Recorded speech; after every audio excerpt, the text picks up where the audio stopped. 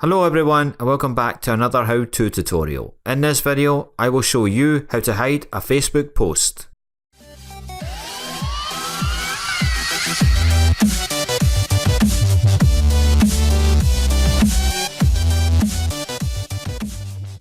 While it's easy to delete a Facebook post, it isn't always the best idea.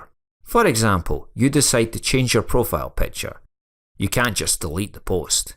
If you delete the photo, it will be removed from Facebook, so it couldn't be your profile picture. The best solution is to hide it from your timeline. To hide a post on your timeline, click the downward facing arrow next to it and select Hide from Timeline. Click Hide and the post will be hidden from your timeline. Unfortunately, it'll still appear elsewhere on Facebook, but just not on your profile's timeline. For example, if someone already shared the post, it will remain on their timelines. Finally, this tutorial was on the web, but the mobile apps are the same, just tap instead of click. You should get the same results.